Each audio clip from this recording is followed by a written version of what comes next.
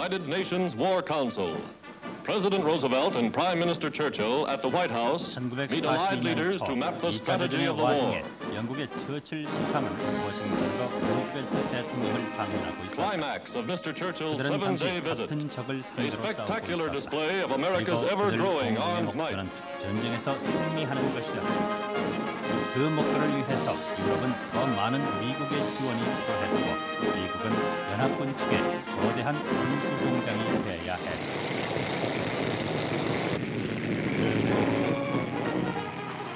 6 months ago, President Roosevelt called for 120,000 tanks, tanks of all sizes. And overnight, the automobile industry of America transformed its plants, reshaped its tools to become the greatest tank arsenal the world has ever known. An industry geared to produce the 32 million automobiles on which America rides, now engaged solely in the task of turning out tanks and more tanks. This is mass production, as only American engineers know how. Here are figures of 미국의 yesterday's 전 산업은 newspapers, 신속하게 realities 전시 today. 체제로 개편됐다. 그리고 그것은 놀라운 Wherever they're 효율을 needed, 발휘했다. there they will go. 전쟁 기간 This 중 is 미국의 total war, 생산은 거의 두 and 배로 this is 늘어났던 America's 것이다. answer.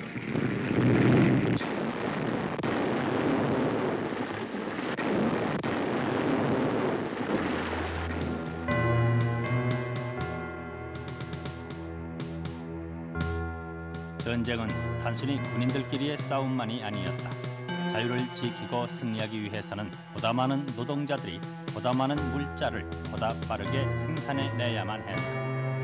미국에 이제 실업자란 없었다. 전시 동안 산업 전선에는 연인원 5,300만 명이 투입됐고 그들은 전쟁에서 이기는 것 이상의 성과를 올렸다. 불가능해 보이던 목표도 달성됐다. 하면 된다는 것이 당시를 지배하던 정신이었다. 헨리 카이저의 조선소는 그 대표적인 예였다.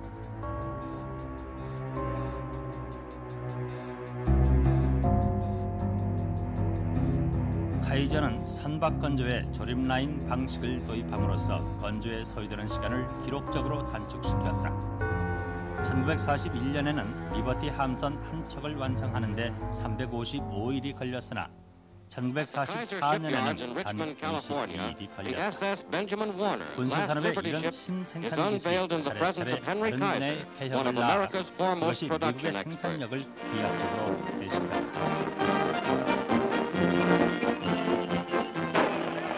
2차 대전이 끝나고 마지막 리버티선이 진입될 때 미국은 이미 초경제 대국이 돼 있었다. Kaiser shipyards will now manufacture the new, larger, and faster victory ships for the Allies.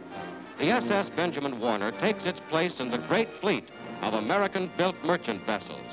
After the Second World War, the 2차 United 세계대전이 States was very 끝난 후 worried about the risk of 미국은 a 경기 recession. 후대 위험을 There was a 걱정하고 great fear 있었습니다. that demand would fall 인권은 rapidly. 날로 So 신장해서 the Congress passed the 국회는 Full 완전 Employment Act, 고용법을 called on the government 통과시켰습니다. to promote full employment. 미국은 The United States 물가 안정, essentially 고용 adopted 성장 등에 대하여 Keynesian economic 정부가 strategies 능동적이고 for the 강력한 government to 역할을 play an 떠맡는 active role 경제 in 정책을 promoting 수행해 economic growth, 왔습니다. promoting full 사람들은 employment in the 계속 economy, 공황에 while 대한 of course 두려움을 maintaining 가지고 price 있었습니다. stability. There was 세계의 still a 경제 great 대공황은 legacy of 오로지 thinking 2차 from the Great 세계대전 Depression, 덕분에 끝난 a view 것이었으므로 that the Depression had been 경제가 ended 이제 only 다시 because of the 저하되고 Second World 그것을 War, 치유하기 and 위해 therefore a 강력한 great 정부가 fear that the 커다란 economy might 지출을 again 할지도 go 모른다는 downhill and 두려움이 require 있었던 big government 것입니다. spending to get recovery going. 그러나 Of course, 그것은 that was not the 현실로 problem. 닥치지 않았고 The American economy 2차 boomed 대전 after the 이후 Second World War. 미국 경제는 It was really 오히려 the only 크게 economy in the 발전했습니다. world that came out of the war unscathed. 미국은 It was therefore dominant in 전쟁의 world 피해를 markets 입지 않았던 and was 단 able 하나의 to 나라로서 achieve a 세계 long 시장을 period of 석권했고 prosperity, along with 최소한 reasonable 전후 price 20여 stability 년 동안은 for at least the 계속해서 first couple of 번영을 decades 누렸던 after the war. 것입니다.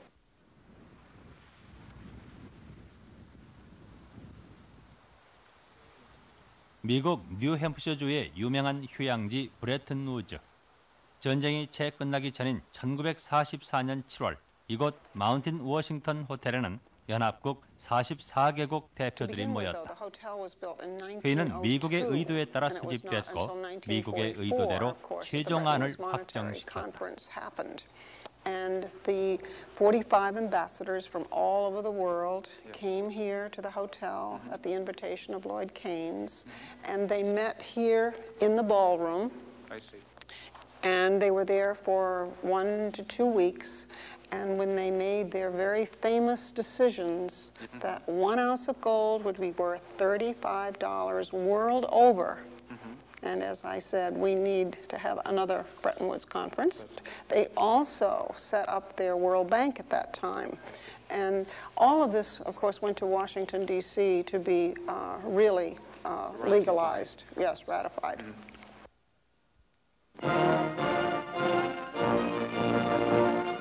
2차 대전의 교훈은 전후의 새로운 경제 질서를 요구하고 있었다. 각국이 제한 발달적인 경제 정책은 세계를 결국 파탄으로 몰아갔을 뿐이었다. 전후 세계가 다시 열강들의 세력 범위로 분할되려 한다면 그 사이의 긴장이 3차 대전으로 되풀이될지도 몰랐다.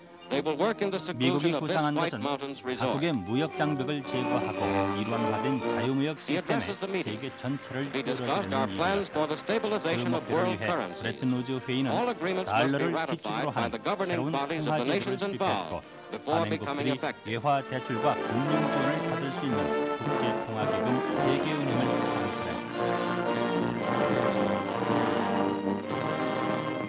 전후 새로운 세계 경제 체제, 이른바 브레튼 우즈 체제가 출범한 것이다. 그것은 또한 미국의 경제력이 세계를 주도하는 시대, 미국의 시대가 출범함을 뜻하는 것이다.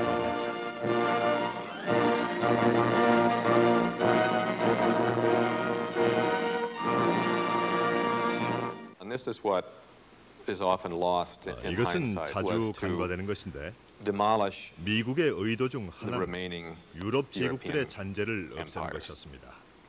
Demolish is too strong a word, 없앤다는 but 것은 to 약간 draw them 강한 down, 표현 to bring 같은데 them to an end. 어쨌든 그것이 The 끝을 world of the 맺게 하자는 1930s, 것이었습니다. after the Depression, was a world in 대공황 which all the 이후 major industrial powers had their 1930년대 own trading 세계는 blocs, 강력하고 especially the 주요한 colonial powers like 산업국가들이 England, France, and 모두 Japan. 우왕좌왕하던 시대착오적인 And 무역을 하던 the 시기였습니다. goal of Roosevelt and Truman was 특히 to 그것은 영국, do away 프랑스, with the 일본 yen 등 bloc. They had done away with 식민지주의 that by 정책을 defeating 펼치던 Japan, to do away 나라들에게 with the 더욱 franc bloc, 그러했습니다. to do away with the pound bloc, 루즈벨트, and to have a 트루먼의 world 목표 that 중 하나는 was one world, or in 결국 this case, the 일본을 second best 붕괴시키는 world 일 없이 outside the N communist 경제 sphere, 블록을 깨뜨리는 which 것, was a kind of dollar 그리고 프랑 경제 블록과 bloc.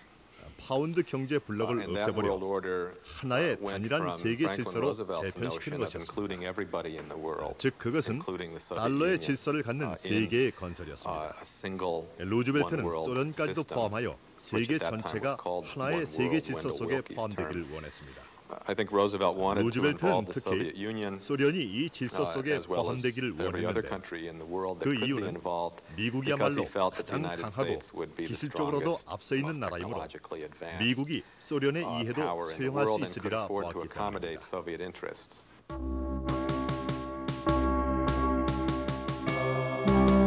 그러나 그 누구도 전후 미국 중심의 체제에 소련을 편입시킬 수는 없었다. 스탈린은 히틀러를 이김으로써 소련을 지구에서 가장 강력한 국가의 하나로 올려놓았다.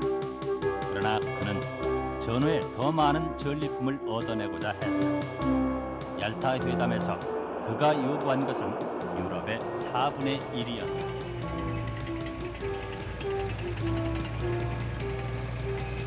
폴란드, 유고슬라비아, 불가리아, 루마니아, 헝가리, 동유럽에서 소련은 차례차례 공산 정권을 세워가고 있었다. 경제 블록 대신 이제는 이데올로기 블록이 형성되고 있었다. 브레튼 우즈 체제에 소련의 협력 가능성은 없다. 소련 주재 외교관 조지 프로스트 케난의 답신 전보로부터 동서냉전은 예고되고 있었다.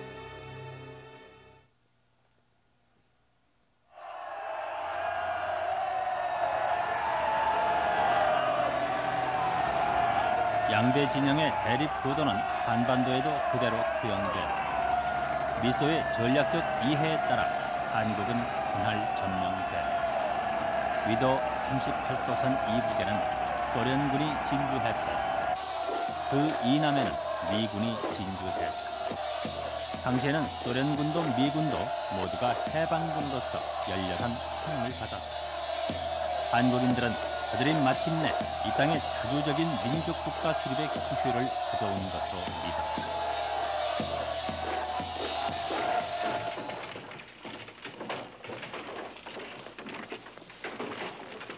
그러나 식민 통치에서 벗어난 한국 앞에 놓인 것은 불확실한 미래뿐이었다. 일본인이 철수하면서 해방 한국의 경제적 구조는 붕괴됐다. 공장의 60%가 가동을 멈추고 생산력은 절반으로 떨어졌으며 유통조직의 마비로 물자는 구하기 어려웠다. 이런 상황에서 국토는 분할되고 남북 간의 경제 교류마저 단절되기 시작했다. 대체로 통계에 의하면은 그 당시 우리나라 식민지 조선에 자본의 92% 정도가 일본인 자본으로 되어 있습니다. 그리고 기술자도 80% 정도가 일본인 기술자로 충되어 있습니다. 그 자체가 어려울 수밖에 없겠구나 하는 것은 지표가 말해주고, 거기다가 이제 또 아시는 바와 같이 남북이 분단됨으로 해서 더욱더 어려운 조건에 놓였던 것은 두말할 여지가 없습니다. 왜냐하면 일본인들이 식민지 경제 정책을 펼 때에 원료 입지적으로 생각했기 때문에 북선, 북한 지역은 공업 내지 광업 중심지로 또는 전력 중심으로 개발을 하고, 남쪽은 주로 소비재 공업이나 또는 아니면 농업을 자기들이 좋아하는 쌀 주산지로 이렇게 만들어가는 그런 이 지역적인 이중구조적 성격을 갖고 이루어졌는데, 그것을 그린 38선으로 이렇게 갈라놓고 보니까 그렇지 않더라도 일본 경제로부터 분리된 조선 경제는 홀로 서기가 어려울 수밖에 없었는데다가 경제적으로 또다시 절로발이를 만드는 격이 되죠.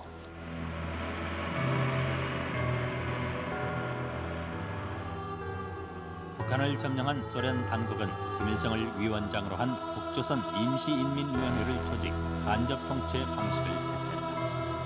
1946년 3월 이 위원회는 무상몰수, 무상분배의 원칙으로 토지 개혁을 단행함으로써 소장농과 빈농의 지지를 얻었다. 산업 국유화, 노동법 실시 등 전면적인 사회 개혁이 추진됐으며 북한의 소비에트화는 빠르고 효과적으로 이루어져 갔다. 말에서 허덕이던 일제시대 농민들은 자기들의 생활을 향상시킨 가운데 오곡이 풍부하여 빈궁하던 농촌이 유한 오늘의 농촌으로 바뀌게 되었으니 국년의 구가 드높이 대국민 현미소에 바치는 기쁨, 이 땅 농민들의 씩씩한 기상을 더 한층 돋구어줍니다. 대망한 외놈들이 뛰어가면서 파괴해 놓은 모든 공장시설을 우리 기술자 노동자들의 애국적 열성과 창발적 노력으로서 복구되어 황해 제철을 비롯하여 남포, 강선, 흥남, 청진 등 각 공장에서는 용광로, 해탄로 등을 복구하여 중요 산업을 국유화한 북조선 민주 승리의 부가를 우렁차게 올리고 있습니다. 당시 한반도 인구의 3분의 2는 남한에 있었다. 북한의 사회 계획을 피해 100만 명이 넘는 인구가 월남했고, 해방과 함께 해외에서 돌아온 수십만의 귀국 동포가 있었다. 그들 대부분은 농촌 태생이었으나 소장농이 6할을 넘는 당시 농촌에는 그들이 돌아갈 자리가 없었다. 서울은 실업자로 넘쳐 흘렀고 그들을 먹여 살릴 식량은 없었다. 혹심한 인플레이션으로 45년에서 한 해 사이 도매 물가는 20배로 뛰어올랐다.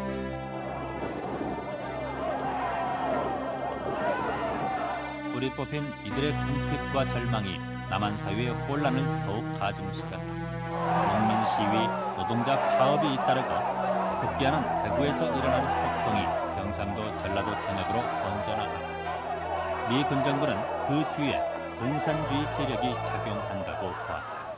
Well, I think paradoxically that the period from 1935 to 1935년에서 1945년에 이르는 시기는 역설적으로 북한보다는 남한에 더 큰 영향을 끼쳤다고 봅니다. 왜냐하면 대다수의 북한 노동자들 그리고 만주의 한국인 노동자들은 남한에서 가난에 못 이겨 공장에 취직한 사람들이었고, 그들은 해방 후 남쪽으로 다시 돌아왔기 때문에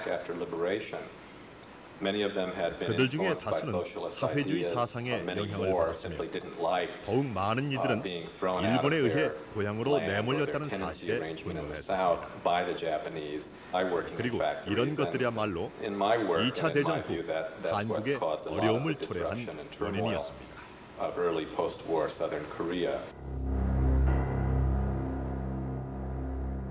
미 군정부에는 한국에 대한 이해가 없었다.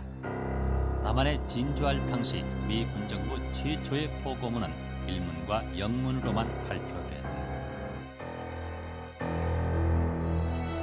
미 군정사령관 하지중 장은 한반도를 단지 일본의 한 부분으로 간주하고 있었다.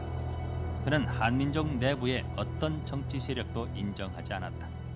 일본 정독부의 행정기구와 제도를 그대로 인계받아 운영함으로써 한국 사회 내의 식민지 구조를 존속시켰다. 무엇보다도 정치적, 경제적 현상 유지가 우선됐다. 뚜렷한 한국 정책은 없었으나 자본주의 시장 경제의 원칙은 추구됐다. 미국의 점령지 정책의 일환으로서 토지 개혁도 추진됐다. 일제의 유산인 토지 제도와 소유에 대한 개혁은 당시 농민들의 요구이기도 했다. 그러나 그것은 너무 시간을 끌었고 결국 소기의 성과를 거두지 못했다.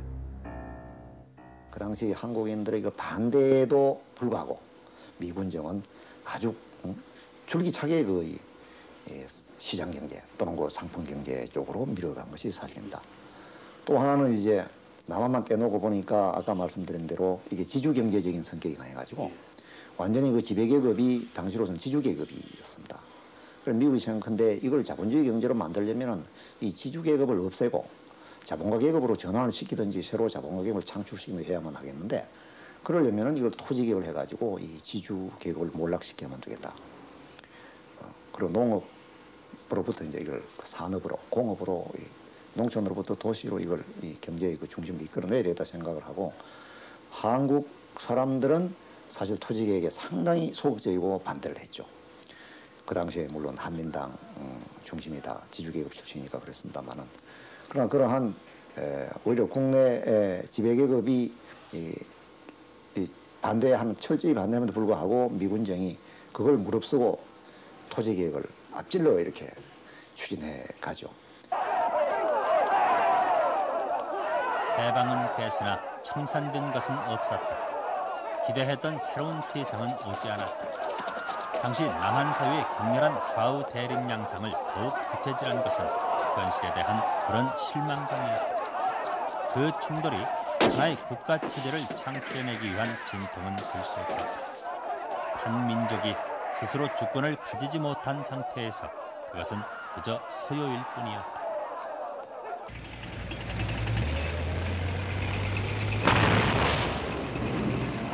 그러나 중국에서는 사정이 달랐다. 중국의 좌우 대립은 1946년 7월 직접적이고도 전면적인 내전으로 불붙었다. 그들의 전쟁은 그들 민족의 선택이었다.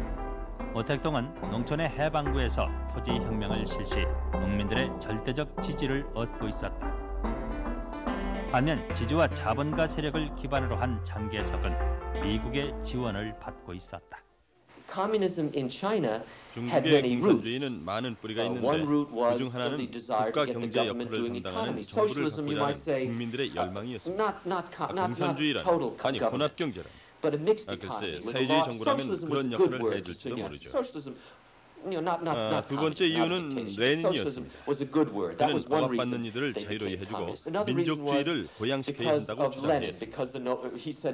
당시 러시아는 중국의 해방을 도와줄 수 있을 것 같았습니다. 민족주의, 사회주의 이 둘이 중요한 요인이었습니다. 그러나 세 번째 이유는 바로 공산주의가 과거 중국과의 완전한 결별을 선언하고 나섰기 때문입니다. 우리는 역사를 새로 시작한 것이다. 유교는 이미 과거의 것이다. 그들은 완벽하게 과거와의 단절을 시도했습니다. 그러나 공자가 말을 할 수 있었다면 이렇게 말할 것입니다. 만약 역사를 파괴한다면 그달은 무엇도 성공할 수 없을 것이다. 내전은 시간이 흐를수록 국민당의 패색이 뚜렷해지고 있었다. 1949년 4월 남경이 함락되고 5월에는 중국 최대의 도시 상해가 무너졌다. 12월까지 공산당은 거의 중국 전토를 장악하게 된다. 병력과 공군은 우세했으나 국민당에는 국민의 신뢰가 없었다. 당시 미국 정부가 낸 중국 백서는 이렇게 기록한다. 국민당 정부는 그 스스로의 부패로 자멸했다. 1947년부터 시작된 인민해방군의 대반격과 승리의 행진, 그것은 미국의 세계 전략을 이어가고 있었다. 아시아에 있어 중국을 자본주의 중심 기지로 삼려고 했던 구상은 수정이 불가피했다. 미국 측으로는 아시아에서 더 밀릴 수가 없다. 또 세계 전체에서도 더 이상 그 냉전의 이니시어티브를 공산 측에 뺏길 수가 없다 하는 그 생각을 하게 되는 계기가 되었죠. 또 이거는 이제 그 뒤에 와서 퇴고를 해서 본다면 중국은 너무 규모가 크고 이미 1945년 이후에 미국으로서 중국에 직접적으로 그 효과적으로 개입할 처지는 못 돼 있었습니다. 중국이 그렇게 된 이후에는 적어도 동북아시아에서 일본밖에는 그 든든한 기지가 있을 수가 없었죠. 일본을 든든한 안정되고 믿음직한 동맹국으로 키울 수밖에 없는 그런 상황에 처하게 됐습니다.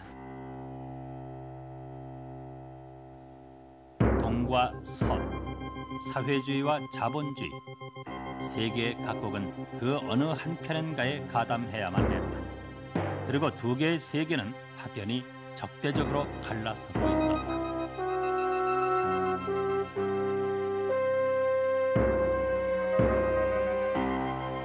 (1947년) 미국에서는 조지 프로스트 케난의 논문 소련 행동의 원천에서 봉쇄 정책이란 표현이 처음으로 등장한다. 소련의 팽창 정책을 저지하는 길을 서방 측이 일치 단결하여 대결하는 것뿐이다. 이것이 냉전을 구체화시킨 기본 논리였다.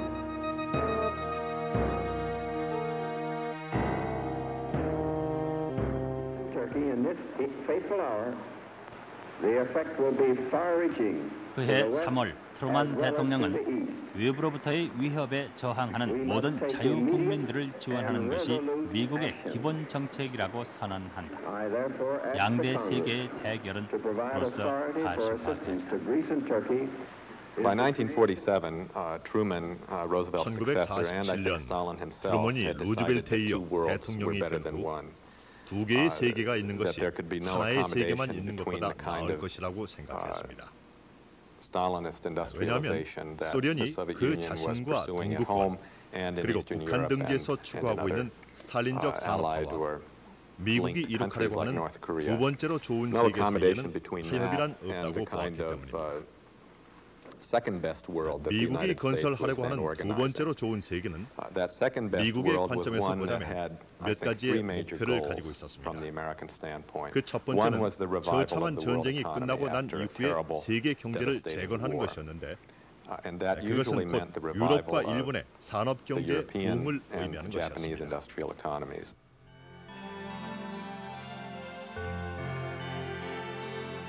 폐허가 된 유럽에서는 전후 1년이 지나도록 경제 회복의 기미가 보이지 않았다.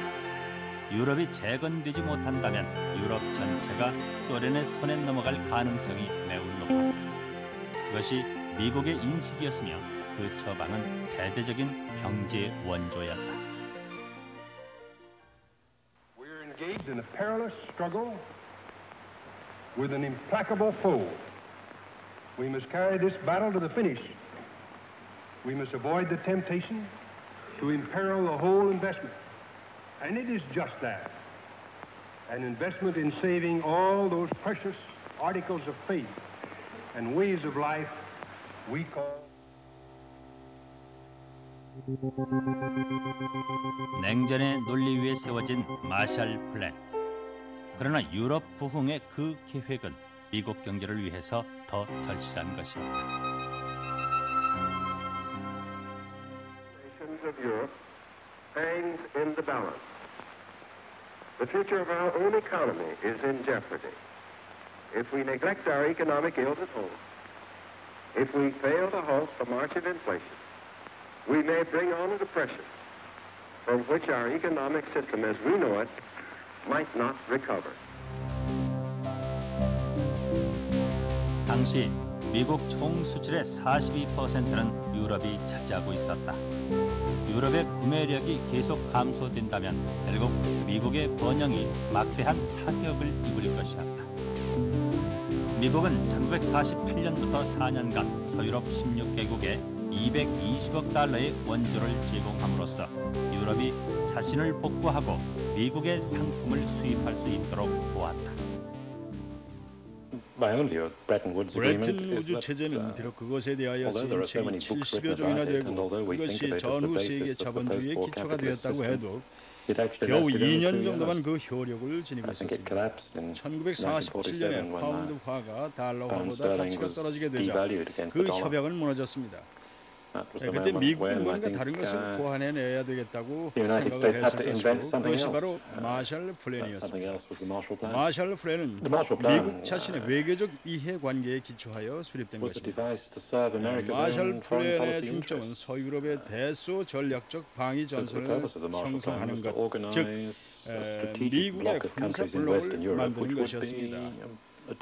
마샬 플랜은 서유럽의 경제적인 성장, 그 놀라운 발전에는 결정적인 역할을 하지 못했지만 그것은 국제 무역 체계를 만드는 데에는 결정적인 역할을 했습니다.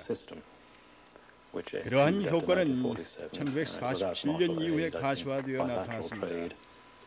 마샬 플랜에 의해 금융 무역이 좀 더 오래 지속될 수 있었고 국제 무역의 지불 체계도 마샬 플랜 덕분에 유연하게 유지될 수 있었습니다.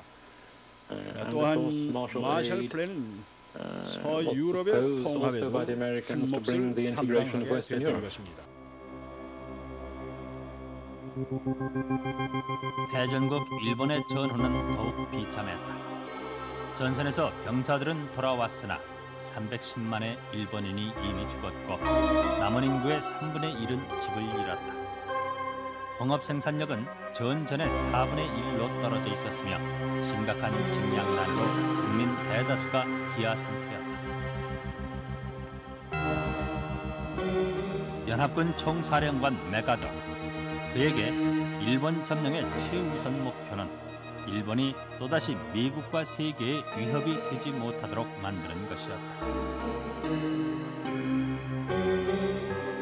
천황을 중심으로 한 군국주의 역사는 부정되고 새로운 역사가 쓰여져야 했다.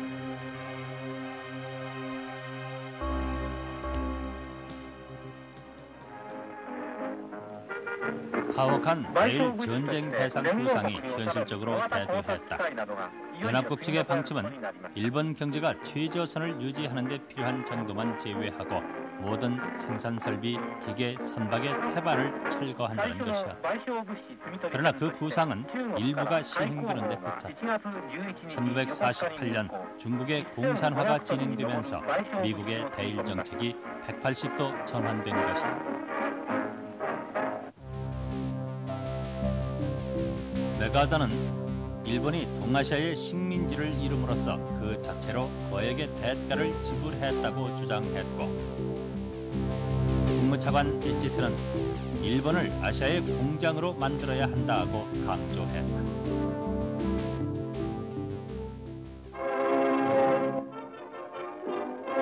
그 새로운 방침은 당시 요시다 내각의 목표와 일치했다. 미 점령 당국은 군사 침략으로 치달았던 일본 자본주의의 구조를 혁신하고자 재벌 해체, 농지 개혁, 노동 개혁 등의 조치를 취했다. 요시다 내각은 그 토대 위에서 일본의 경제 복구를 최우선 과제로 삼았다. 생산을 증가시키는 일이 당면한 문제였다.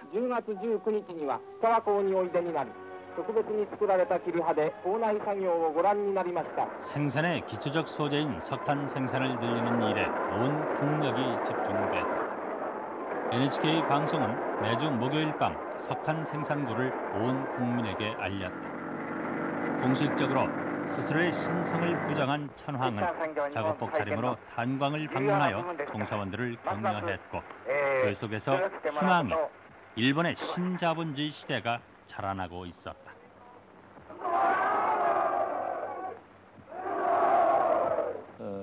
1948년이 되자 미국의 정책이 바뀌었습니다.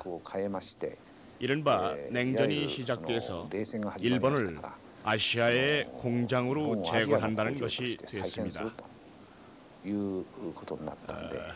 재벌 해체와 공장 해체가 전개되고 재건의 방향으로 진전이 된 것입니다. 이때부터 미국은 여러 가지 기술을 일본에 전수해 주었습니다.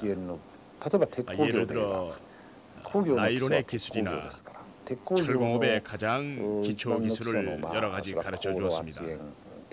공업의 기초는 철공업이니까요. 이것은 전후 일본 공업 발전에 대단히 중요한 영향을 주었죠. 미국이 철공업, 나이론 등의 중요한 기술을 거의 거저로 아끼는 기색도 없이 40년대 말부터 50년대 초까지 전수해 주었다는 것은 일본으로서는 대단히 고마운 일이었습니다.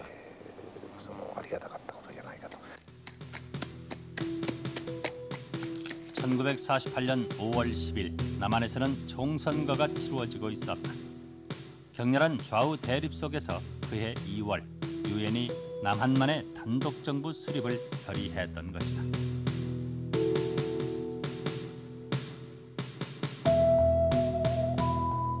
투표율은 90%에 이르렀다.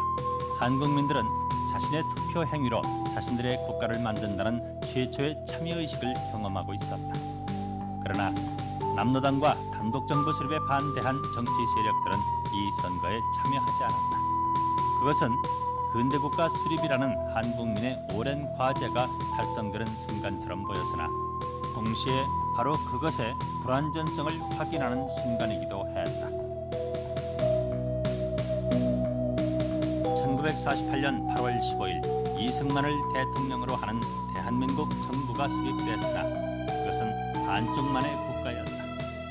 한국은 분단 국가로 불결되고 만 것이었다.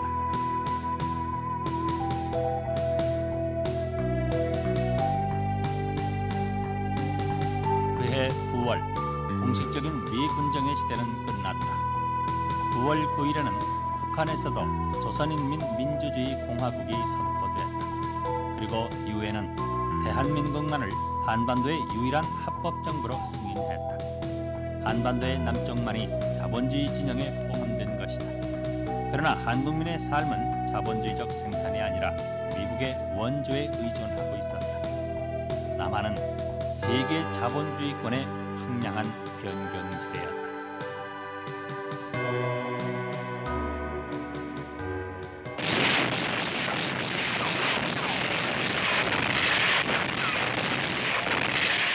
정서진영을 맞부딪히는 가장 예민한 접점 38선의 긴장은 마침내 포성으로 터져나왔다.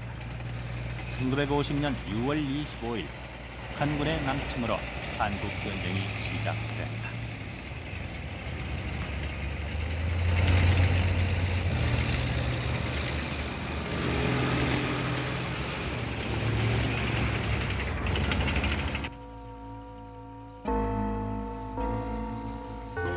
(16개국의) 유엔군이 최초로 이 전쟁에 파병됐다. 북에서는 중공군이 개입함으로써 한국전쟁은 국제전이 되었다. 그들 각자는 자본주의 세계체제와 공산주의 세계체제를 위해서 싸웠다. 한민족은 그 두 세계의 틈바구니에 끼인 희생양이었다. 2차 대전 이후에 그 양쪽 진영이 모두 다 군비를 삭감하고 있었습니다. 그런데 6.25를 통해서 재군비가 되죠. 양측이 모두 다 재무장 상태로 들어갑니다. 그런데 재무장 계획이 6.25 이전에 없었는가? 그건 아닙니다. 서방 측이나 공산 측 모두 다 계획은 가지고 있었어요. 재래식 군비를 강화해야겠다 하는 이런 계획은 갖고 있었지만 이것이 실행 단계로 갈지 어떨지 다른 그 선택의 여지가 있을지 이거는 불확실한 이런 상태였습니다. 또 실행이 어느 시기에 되는가 하는 것도. 그런데 한국 전쟁이 일어나자 서방 측이 완전히 재무장 상태로 들어갑니다. 그러니까 2차 대전이 끝난 지 5년 만에 다시 그 재무장 상태로 들어갑니다. 그러니까 서방 측 그 참모부들의 생각은 한국 전쟁 이후에는 세계 대전이 가능하다. 1951년, 52년 이때는 세계 정책이 가능하고 어쩌면 가능성이 상당히 높다 하는 식의 계획을 하게 됩니다. 이것을 통해 가지고 양쪽이 군비를 강화하는데 이것이 그 경제적으로도 영향이 막대하죠.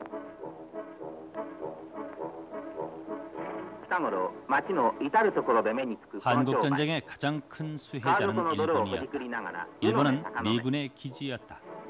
한국 전쟁의 특별 수요는 전후 처음으로 일본의 폭발적인 호황을 가져왔다.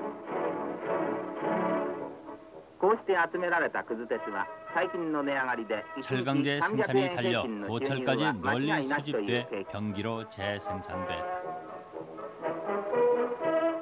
섬유공업이나 금속공업이 적자 기업에서 하루아침에 일약 고수익 기업으로 뛰어올랐다. 수출액이 증가하고 일본의 경제는 놀라운 속도로 회복돼 갔다.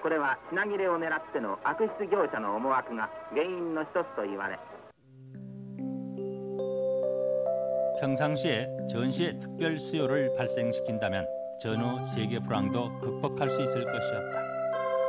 NSC 68, 미국의 국가안전보장회의 결의 68 문서는 바로 그러한 의도로 입안됐다. 입안자인 국무장관 에치스는 미국이 해외에 막대한 군사비 지출을 함으로써 마샬 플랜과 동일한 효과를 얻을 수 있다고 보았다. 그 계획은 당시 미국의 국방 예산 135억 달러를 4배 가까운 500억 달러로 끌어올리는 엄청난 것이었다.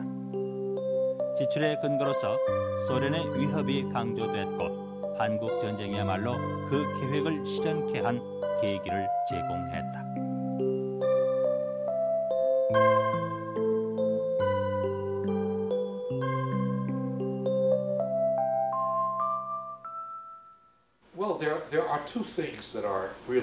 아주 비판적인 논점이 두 가지가 있습니다.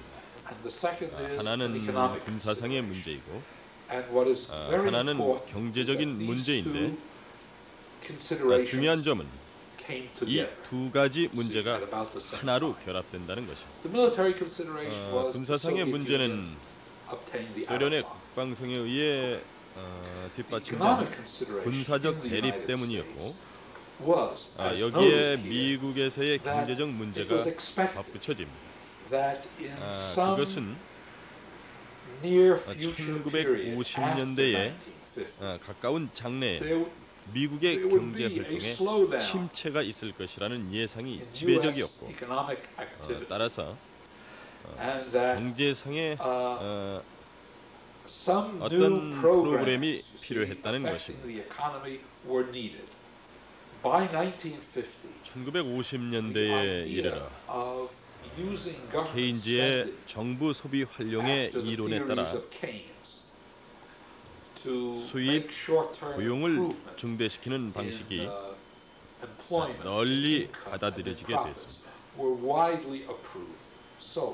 따라서 군사상의 케인즈주의 역시 쉽게 받아들여지게 되었던 것입니다. 당시의 경제학자들은 거의 모두 좌우익을 막론하고 군사상 지출이야말로 미국이 총과 버터를 모두 가질 수 있는 방법이라고 굳게 믿었습니다. 해외에 주둔하는 미군 장병의 수가 비약적으로 증가하고 외국에 대한 군사 원조가 대폭 확대됐다. 미국의 군사비 지출은 세계에 대량의 달러를 뿌렸다. 달러 부족에 허덕이던 유럽 경제에 숨통이 트이고 갖가지 원료와 원자재 교류, 전쟁 물자 생산 등 전쟁 산업으로 세계 무역은 활기를 띠었다.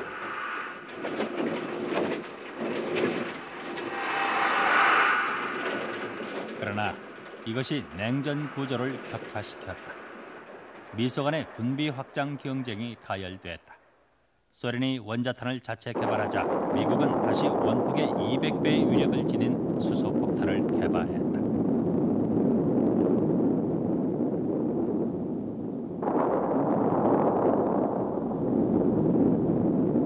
소련이 중거리 유도탄을 대량 생산하자 미국은 대륙간 탄도 유도탄을 만들어냈다. 그 경쟁은 끝이 없는 것이었다.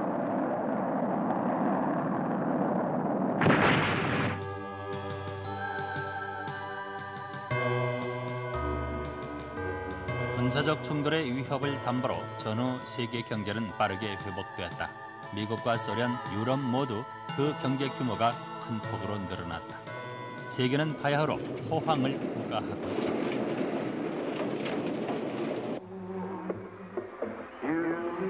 일본은 가장 성공적인 경우였다. 해전 후 불과 10여 년 만에 일본에서는 세탁기, 냉장고, TV가 생산되고 대중소비 시대가 열리고 있었다. 1955년 1인당 실질 총생산은 전전의 수준을 넘어섰다. 그리고 1956년 일본의 경제 백선은 공식적으로 전후가 끝났음을 선언한다. 그 경제적 번영 뒤에는 한국전쟁의 희생이 있었다. 전쟁 뒤에 남은 것은 초토 그것뿐이었다. 국토의 4분의 3이 전란에 휩싸였으며 남북한 2,500만 인구 중 300만 이상이 죽었고 100수십만이 난민이 됐다. 취약한 식민지 산업 기반마저 황폐화돼 한국 경제는 다시 원점에 서게 됐다.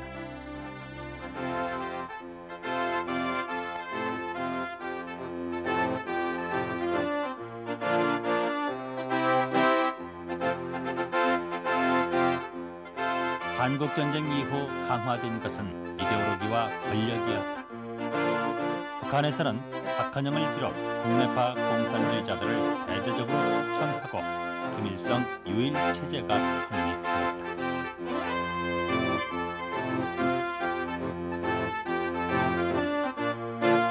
남한에서는 반공주의를 앞세운 이승만 독재 체제가 들어섰다.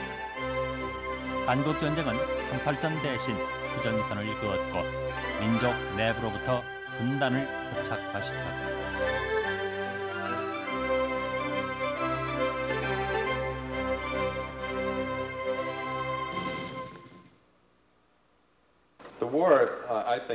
일단 전쟁의 상흔이 치료되자 남한이 급속히 발전할 수 있었던 요소들은 전쟁으로부터 비롯됐습니다.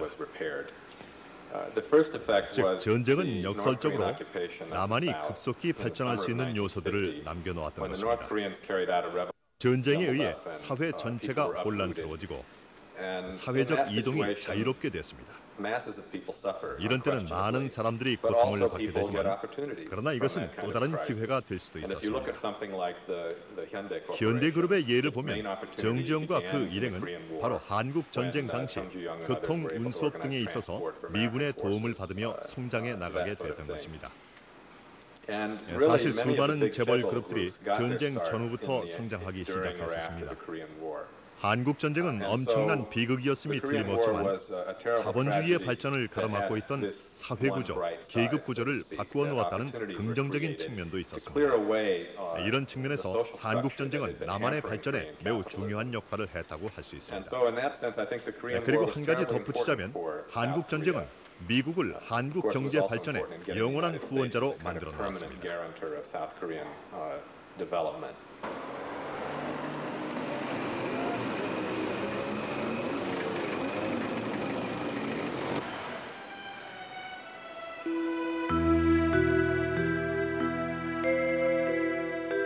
1938년 대구시 수동에는 삼성상회란 무역회사가 문을 열었다. 29세의 청년 이병철이 그 주인이었으니 9일 한국의 대표적 재벌로 알려지게 되는 삼성그룹의 시작이었다. 그는 과일 건어물을 만주와 중국에 수출하는 한편 국수업과 양주업에도 손을 뻗쳐 사업을 확장했다. 삼성물산을 설립 서울에 진출한 것은 1948년이었다. 전쟁 중에는 일본에 구호철을 팔고 의약품을 수입하면서 삼성은 재계의 전면에 떠오르기 시작했다.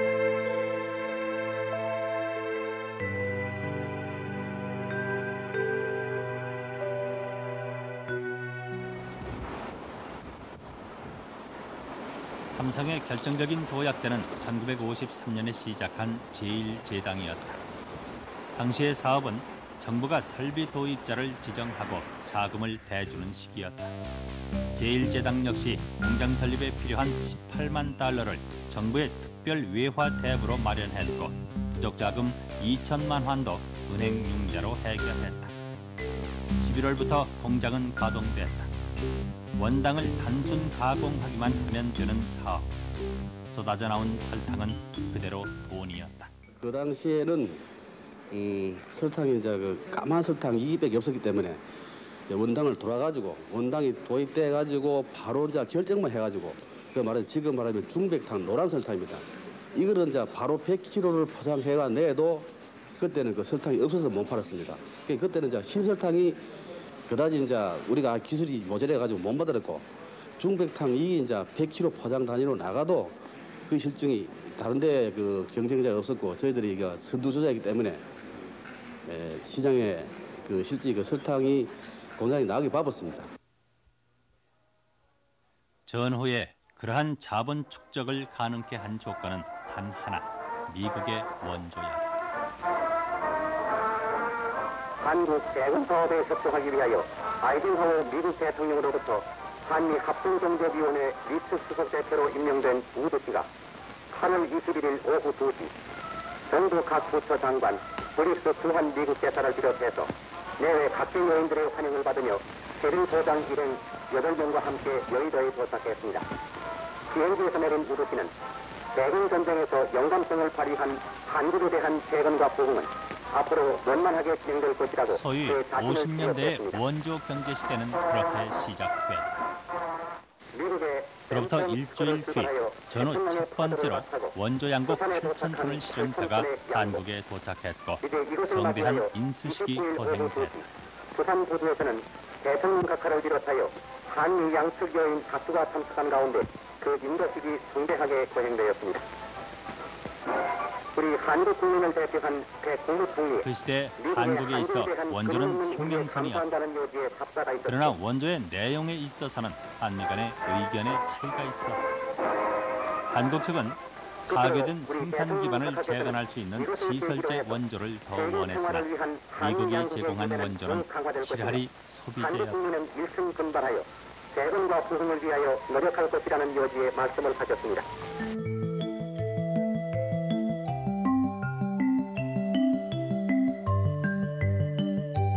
당시 한국은 지구상에서 가장 가난한 나라 중에 하나였다. 그리고 미국에게는 이 나라가 군사 전략적 지역일 뿐이었다. 당장 먹고 입고 쓸 소비재를 공급함으로써 사회 혼란과 경제 위기를 막는 것이 미국의 군사적 이익과 직결됐다.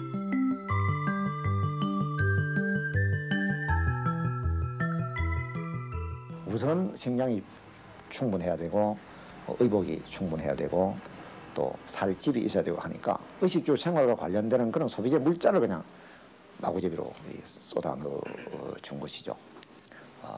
50년대 경제는 그런 측면에서 미국의 잉여 농산물을 비롯한 막대한 양의 미국의 원조 물자에 의한 그 한국 경제 지탱, 그로와 말미암아 도시 및 공업에서는 이제 아까 말씀드린 300 공업을 중심으로 하는 공업화가 일정 수준으로 이제 이렇게 전개되고. 원조가 한국민을 먹여 살렸다. 그러나 소비재에 치중한 원조는 한국의 산업 구조에 부정적인 영향도 미쳤다. 한국 농촌의 생산 기반이 오히려 축소되고 농업과 공업과의 연계 관계가 파괴됐다.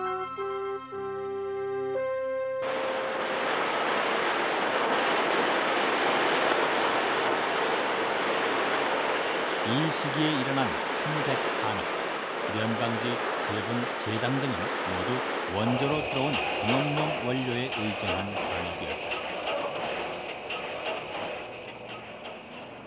이것이 원자재를 계속 외국에 의존케 하는 구조를 낳았고 원조 배정의 권한을 쥔 정부는 소수기업에 특혜를 주어 이것이 후일까지 이어지는 정경유착의 뿌리가 된다.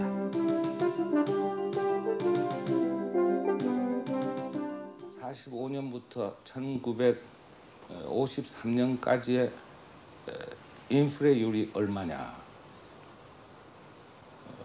500배가 넘어요. 500배가 넘는단 말이에요. 그러니까 50,000%가 넘는단 말이에요. 50,000%가. 그런 인플레예요. 그러니 무슨 산업을 소규모 산업을 하려고 해도 융자를 줘야 하는데 융자를 주면은 융자 받는 사람이 뭐든지 자재라도 사놓으면은 몇 달 안 가면 2배, 3배 되니까 이 사람은 결과적으로 특혜 받는 거 마찬가지란 말이야. 또 필수 불가결한 거 수입해 오는 것도 달러 가진 사람이 아무도 없으니까 국민에 수출이 없으니까 그러면 정부가 달러를 배정을 팔아줄 수밖에 없거든. 불화에 달러에 불화란 말이야. 그 달러 불화 받는 사람도 특혜란 말이야. 달러 배정 받아가지고 외국에서 물자 수입했을 때 물자 들어왔을 때는 벌써 올라 있단 말이야 가격은. 그럼 그것도 특혜 아니에요? 이런 거를 다 치면은 결과적으로는 특혜를 주었는 게 된다 이 말이에요. 그 좋은 면으로 치면 어떻게 되느냐? 그럼 그렇게라도 안 했으면은 산업 기초도 일어날 수도 없고 출발도 없는데 어떻게 했느냐? 미국의 대한 원조는 휴전 후부터 60년대까지 21억 달러에 이른다. 그중 8할 이상이 ICA 원조였다. 시설재 원조는 그 총액의 30%, 나머지 소비재의 대부분은 공업원료용 농산물이거나 기타 공업원료였다. 그리고 그 원조의 성격이 한국 공업화의 성격을 결정지었다.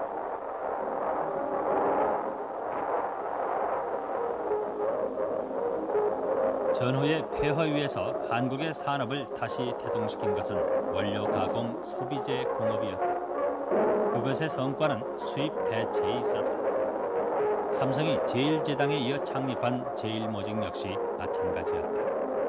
마카오 신사라는 말이 유행할 만큼 마카오산 복지가 판을 치던 시절, 국산품이라는 것이 없던 그 시절에 비로소 국산품의 이름이 나타나기 시작한 것이다. 70만 마씩 생산하고 있습니다. 그런데 이와 같은 생산량은 국내 수요량의 8%를 차지하는 것이며 연간 336만 달러의 외화의 절약을 의미하는 것입니다. 특히 이것의 제품인 골든텍스는 현재 수많은 사람들의 인기를 집중하고 있는 국산품입니다.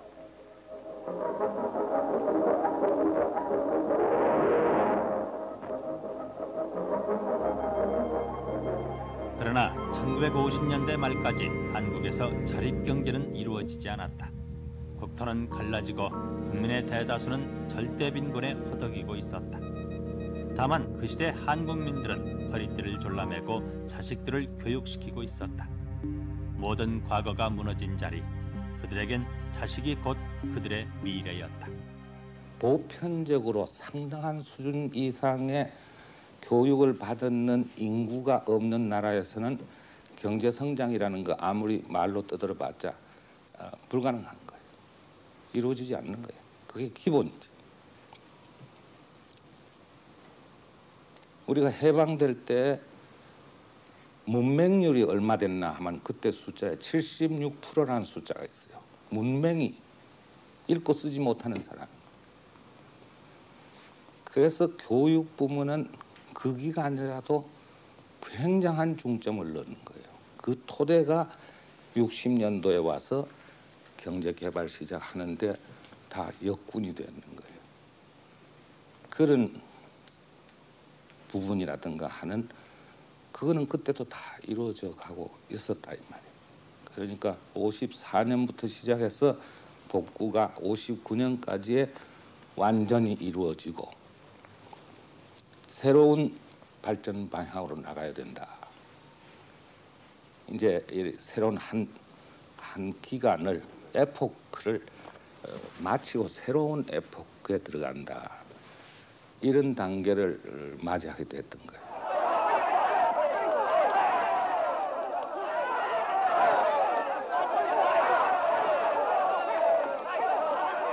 변혁은 그 새로운 세대로부터 시작됐다. 1960년 4월은 한국사의 분수령이었다. 교육받은 민중의 잠재력이 비로소 거대한 힘으로 분출된 것이다.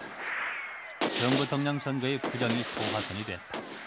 이승만 장기 독재를 규탄하고 민주주의를 요구하는 학생 시민들의 시위가 걷잡을 수 없이 전국을 휩쓸었다. 처음으로 국민이 역사의 주체가 돼 그 역사를 움직이고 있었다. 4월 26일 이승만 대통령은 하야 성명을 냈다. 미국이 주도하는 세계 자본주의 체제의 가장 열악한 위치로 편입됐던 한국 사회. 정치 경제의 위기 속에서도 그 사회는 이제 새로운 토대 위에 서게 됐다. 기나긴 역사의 어둠 속에서 누군가가 깨어 일어난 것이었다. 그들의 존재가 곧 국민들이었다.